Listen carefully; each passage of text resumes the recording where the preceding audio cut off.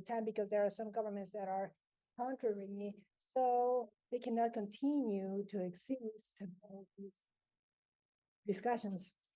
What happens in that region as a whole?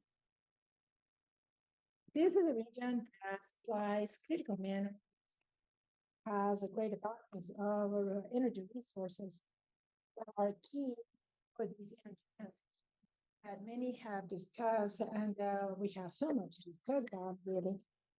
We keep discussing, and sometimes it's not very, very clear. A colleague mentioned about calling energy transition like energy addition. Now we see this fact sources are being added, and it's not that we are changing from one mode to another. There's a we are talking about. We are not just switching from one mode to another very quickly. It has to go through a very slow process, gradual one, and the sources are not being system. They are being out, and we must be very careful. We talk about our region, which is not one of the most in terms of pollution.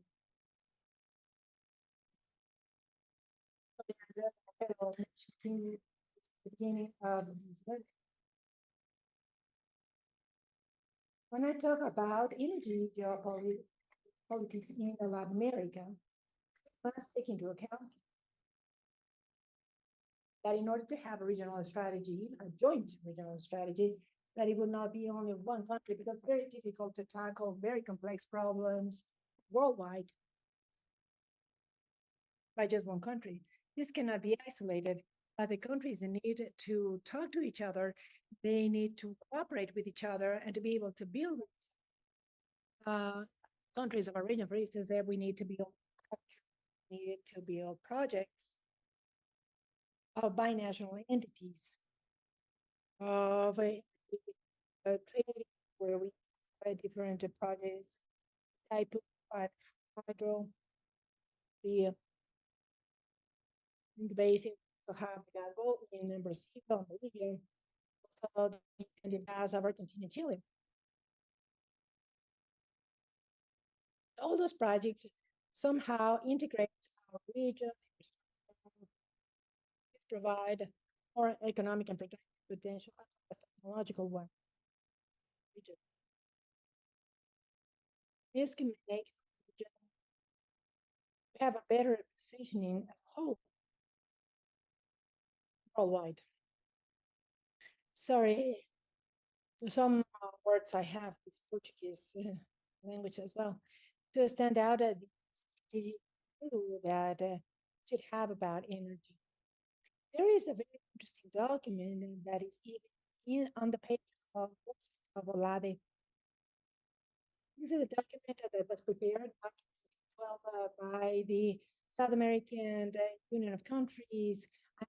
Said OLADE, where they talk about the energy strategy of the region and the importance of an energy strategy and a national regional vision of energy infrastructure and joint development. And it has some basic principles. For instance,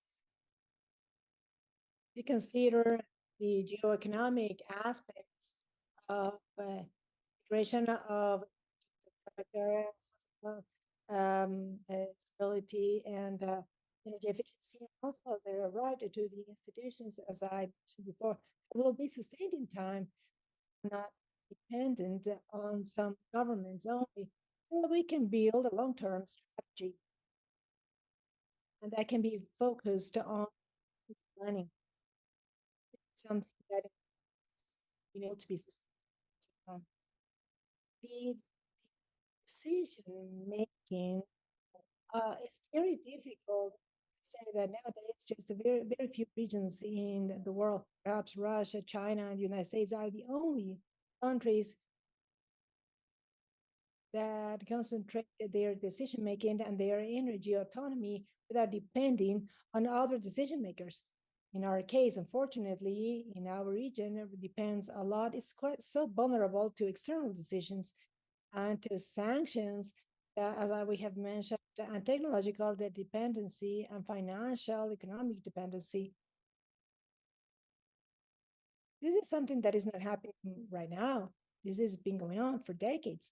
That's why it is so important to stand out this space in OLADE as an institution that could provide that, try to centralize those decisions, or that become a wing that can advise the governments. In fact, they do that already, but this should be sustained in the course of time.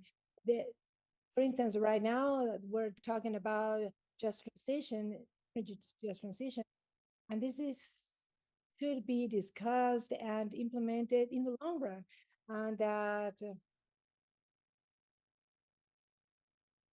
and this should be discussed in terms of energy transition because this is will allow to have autonomy, to have our own decision making without any restrictions from other countries, and to avoid any restrictions from other power centers, hubs, and to be able to integrate our infrastructure, our energy. This is not spoken as much. And what I wanted to bring here more specifically, and I think that the time will allow me, is the matter of the importance of cooperation and to try to understand what has been done in the region to be able to know what is the situation of okay, process. This is to try to understand the agreements and the treaties on energy, because many times we study about what a country sells, purchase, or trade in terms of energy, but there's very little we know about what has been agreed upon. The population has no easy access to it. Of course, there are some repositories, but these belongs to the Ministry of Foreign Affairs. But the information is very difficult to access of um, the spoken and academia. There is very little studies about that. Now I'm going to show you a very short video about an initiative in the group of study of a and Professor Yuri, who the back is the coordinator of this group. And he's present here, and we have a large team, which is from the city of Paraíba. Since I belong to OLADE GCM, I brought this very briefly what we are doing and how this can serve, and that each one of you can see the potential that we have to do some research on energy, energy transition, cooperation, the different sources, whether we're moving forward or not, what governments have more cooperation, what governments have scarce cooperation. So I'm going to show you this video. Thank you so much for this opportunity, and I hope that you can see this. It was very short, but this is just to show the importance of integration in Latin America and the importance of energy as a structural hub of integration, and now the importance of cooperation in energy diplomacy. Thank you so much.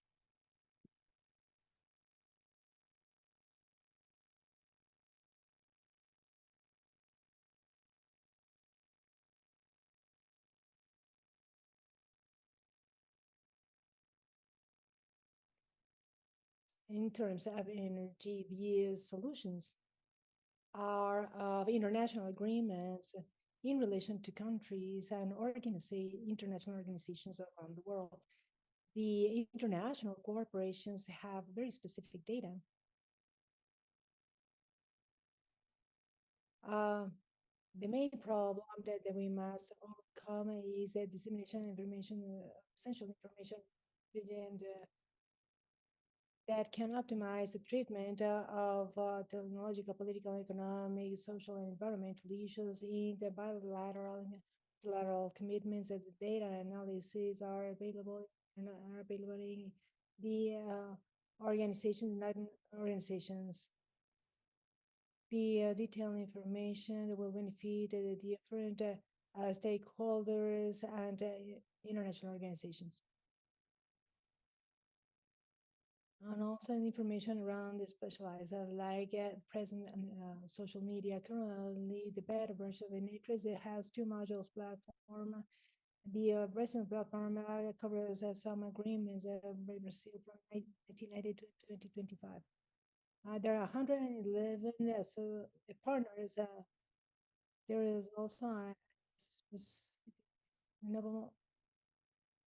The data is provided from the platform agrees with the repository of international agreement that has been maintained by the Ministry of Foreign Affairs platform of the world, includes over 2,000 documents and over 200 partners among the countries, over 200 related.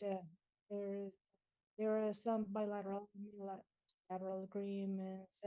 United National Repositories of the United Nations. Astrid has developed a group of gens. We use scientific knowledge that are related to technical, other technology to organize and visualize information about the agreements between Brazil and other countries. We have mapped around the different countries, different methodologies, and there is an automated information. Sorry, it's going too fast.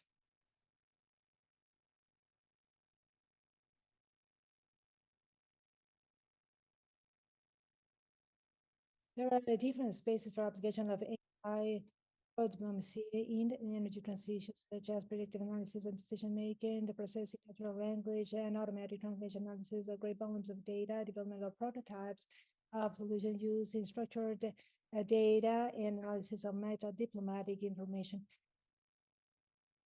First, year's environmental governance includes help the international community transparency of and the agreement decisions information from multiple sources according to sustainable development and innovation that to gather information to contribute to making with more information about energy transition. There's also the formulation of policies and international cooperation and the application of technologies in emerging countries that optimize the documents.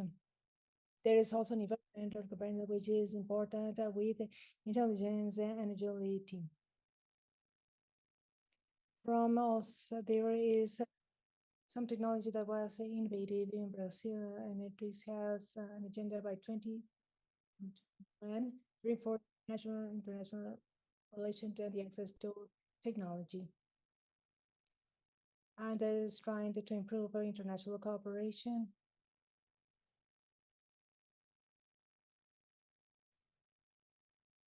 Over 70 countries that have been already mapped and has found how the MPB and Chapel is used by Netrix.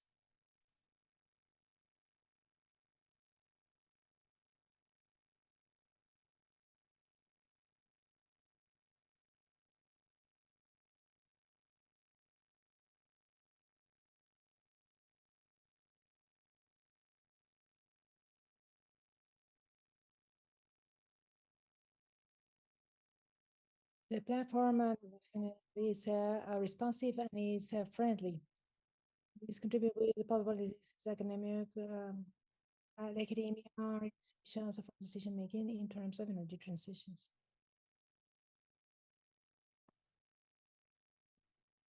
Sorry about that, it was too fast to interpret.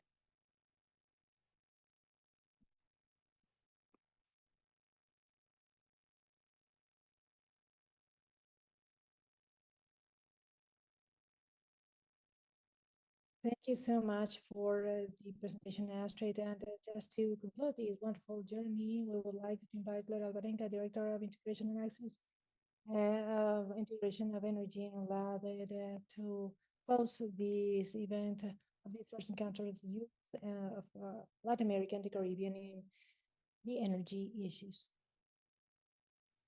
Thank you so much. Wow, such a great event today. Good afternoon, everyone. We have come to the conclusion of a wonderful and inspiring journey in which we have shared different proposals and visions, and that reminds us more and more that energy transition is not only a project, but it is a task that is important in the present time. We know that 9 out of 10 young people in Latin America and the Caribbean consider unsustainable the current energy model, and that 8 out of 10 demand immediate action from our governments. As you may know, OLADE is a Latin American organization of energy. This is an international organization of intergovernmental character that has 27 countries of party members, so that you know that all are seeking and have that task of trying to involve the perspective that you all have in regard to the numbers, where we see a generational consensus that cannot be ignored. And that, of course, from Lade, we know that the youth demand to be part of a solution. And that's what we are trying to do here, especially today with this encounter. In addition to the evidence shows that energy transition can bring about wonderful benefits according to the International Organization of Labor and the Inter-American Development Bank. If the region moves forward towards a zero emissions region, we can create 15 million jobs. This is an important number. This is a historical opportunity indeed. The youth, both male and female, can lead companies and to boost community projects and strengthen the social movements like many of you do, and to be able to participate in the preparation of public policies and to make possible these different changes or these deep changes that we all need. I think that, however, this encounter is not only about numbers, but there's been a diversity of ideas. I think that this has challenged a lot. I was in 2 or 3 accounts where I was able to um, completely, and I see that there's a lot of challenge and the capability to design about energy transitions that are really inclusive. On behalf of OLADE, I would like to thank deeply the University of Chile, specifically to the School of Economics and Business, to welcome us in your home and to provide these spaces that are comfortable, where we have been able to express ourselves and where we have been able to discuss, talk, and to be part of it. Thank you so much to the University of Chile. In addition, I would like to express my deep gratitude to everyone who's made possible for us to be together today here. OLADE has 2 strategic wings. We have the youth with us. I am so pleased to mention one by one AGESEO, so Youth for Energy 1.5, and CLG Chile have been the best partners. Thank you so much for the coordination, the joint work that you all have made so that this being event becomes more than a space reflection and exchange. We have heard so many case studies, successful ones, and many points in the region. We were able also to get to know more about this, like the geopolitics aspect, spaces that are led by youth, where they show that the energy transition in our region is not just a promise, but also it is a reality in process, in place, that has some doubts, of course, but as a new generation, we're very firm in taking upon this process. This is not the closure for everything. I would like to invite you to keep building together, and that the commitment of each idea that has been shared here, that we thank specifically, I don't know where Matthias from sales. Oh, I saw you. Okay, we're specifically doing a great job today, where I mentioned them, sales, because they have this analytical part where we can bring about the results, and that we're going to be able to explain this in the ministerial dialogue, where for the first time the ministers of energy of the region, they are going to have the opportunity to sit down with the spokespeople who joined us today about the methodology that is being supporting us and supporting us, specifically sales.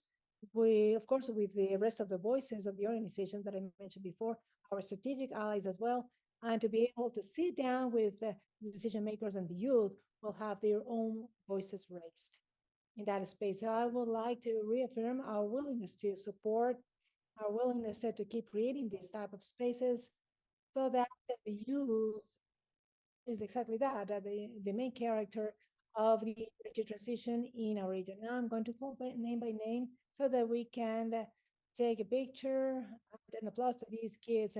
Matias Cortez from Zeus, Astrid, and Joyce. Joyce is not here, but Astrid, you can join us from OLADE as well. Manuela, 1.5, Benjamin and Paz. Youth for Energy, of course. Axel, Diana, Maria Teresa from CLG, I think. And of course, to my colleagues, Luis Guerra and Valentina Licanqueo. I don't know where Ali is, but someone has to find her immediately. Go to Vale. Where is she? Where is she? Please look for her so that we can have this group picture, which is representing the youth. Let's just find Valentina. We can go. But in the meantime, I'd like to, yes, let's wait up for Valentina. Yes, because it's a group picture. We cannot take the picture without her. This group that is here, they came together and I used to listen to them. I used to come to this group. They were all intense and working. Just okay, there's Valentina. She was missing here. Sometimes we heard, I thought about these group discussions. This was worked by the young people. We are going to take a picture then.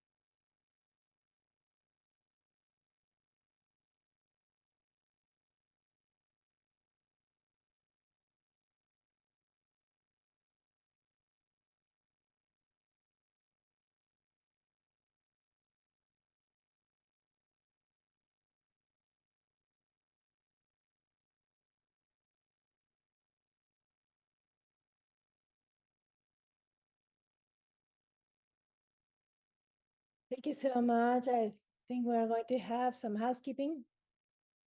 Thank you for your energy and your commitment. Thank you for your passion. Because the future starts here and now.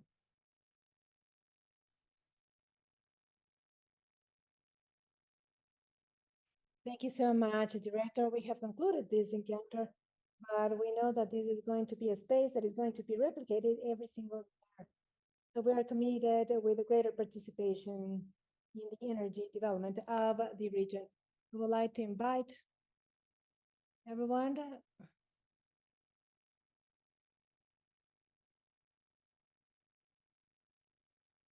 Okay.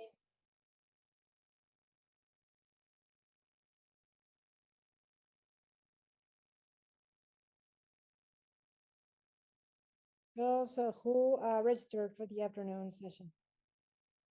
Okay, we can come together at 12:30 outside. This is going to be a tour. It's going to be a city tour in Santiago. Those who are not registered but who would like to join us, you can come to us. There is the organization committee to sort out any concerns, and we have some room, especially those who are coming outside of Chile. It would be great so that you can check out how the city relates to the energy in the different energy transition. That's the challenge. This is the housekeeping that we had to do. Thank you so much.